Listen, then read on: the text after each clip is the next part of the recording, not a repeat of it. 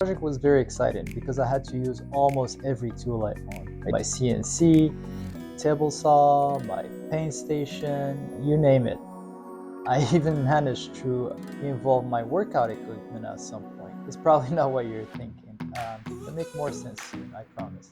So first up was getting the wood all set up on the CNC. It's kind of like a game of line everything up perfectly or face regrets later. So to avoid any mishaps, I used glue to stick the wood to the CNC bed. But here's where I used that weight equipment that I was talking about. I put like a kettlebell on top of the wooden piece to weigh it down and make sure that the glue is held nicely. So once that was all secure, I started with a 1/4 inch flat bit to clear out all of the big stuff. Then I switched to a 1/4 inch tapered ball bit for finer, more refined details. And after that, it was just pressing the switch and watching the CNC perform like it was trying to win a prize, like those athletes at the Olympics. Not the breakdancer one from down under. If you have any tips on setting up your CNC, or if you want to hear me talk more about my CNC and how it's set up, let me know in the comments.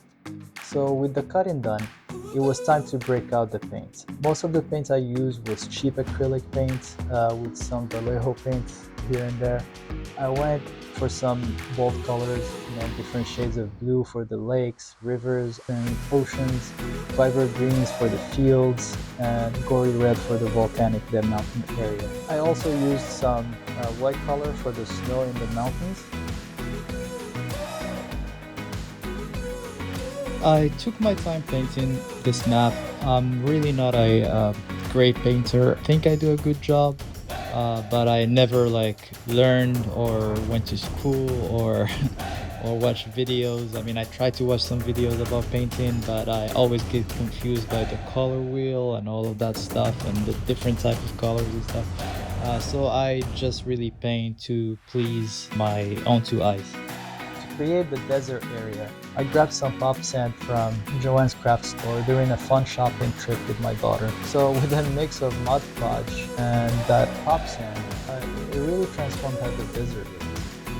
This was my first time using Mod Podge. I usually stick to glue, but my daughter had this in her crafts tools, and I decided to use it since I didn't have the glue that I needed available and I didn't wait, so I just decided to use it, and I'm actually surprised. It actually works out really well for what I wanted it to do. It looks more like a desert trip for our hero. So next up was the water. I mixed up some epoxy to give the rivers, lakes, and oceans that glossy 3D look. I don't use epoxy a lot. I just really started using it a few months ago, and my first couple times were a disaster. Kind of gave up on it up until the last couple months. I got a couple tools to help me with getting better with epoxy. I got a pump or dispenser that you put on top of the gallon jugs. Those help with not pouring too much epoxy and not pouring more than what you need. I also got a pocket scale to make sure that the resin and hardener ratio is right. It's oddly satisfying when you get the job done right. I see why people go crazy with epoxy projects. If you ever worked with epoxy, let me know in the comments section what cool projects you've done and what you think would be cool to do with the CNC. I use the syringe to guide the epoxy into really hard to reach areas. It came with a kit that I bought when I got the epoxy, and I never used it. This was my first time using it, and I think it came out really good. Probably gonna use syringes on different projects moving forward.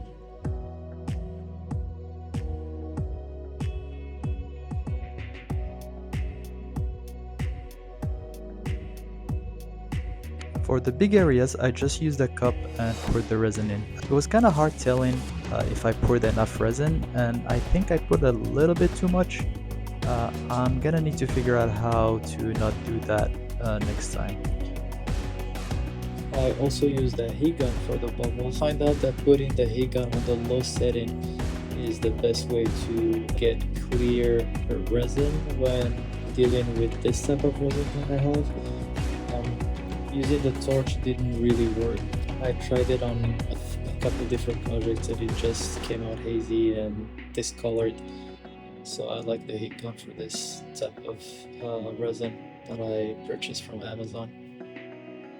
So this cool map is really not complete without a good frame. I started by cutting some woods on my table saw, so always a thrilling experience. After getting those pieces ready, I used the tool to square everything up. But before then, I had to like stain it to a different color. I just didn't like that original color that the plywood came with. It was just white and just didn't fit with the whole map.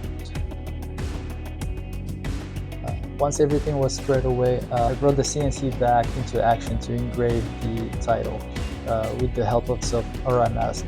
I laser-etched the Legend of Zelda on top and Hyrule at the bottom because, you know, finesse isn't exactly my strong suit. And of course, I finish it off with some gold paint because what says classic Zelda more than a touch of gold, right? So here I wish I just used a regular font for the Legend of Zelda. I went with the cool one from the game, but since mask was involved, it wasn't the best choice, as you can see. A regular font would have looked much better here. So I used the tool to square everything up, you know, just to avoid that off-kilter look that screams, hey, I did this in a hurry. So after staring at the map for a while, I felt like it was missing something. Then I realized I have forgotten one tiny detail, the road and paths, you know, the thing that connects all the cool stuff. So I grabbed some yellow paint and I free-handed those paths. I'm not gonna lie, I didn't freak out at all, not even one bit, even though my hands were shaking like crazy. But it all worked out at the end, I think. Let me know what you think in the comments. And of course, I couldn't leave out the iconic Zelda logo. So I 3D printed the famous Z with the rusted sword on my 3D printer and took it to my paint station, and I gave it a quick paint job and slapped it on the map. It's like the cherry on top for the whole thing. And finally, I just had to finish working on this frame and fix a little whoop where I accidentally used a nail gun that was a bit overkill and nailed the wrong nail and created a big mess here. Not a problem though, just a little bit of plastic wood and stains saved the day basically. I also added a frame holder that I 3D printed a while back because for once I actually planned ahead. And there you have it. It's all done. Now let's just hope that my daughter still wants it. So if you stay with me till the end, I appreciate it. I have other videos that you might be interested in watching.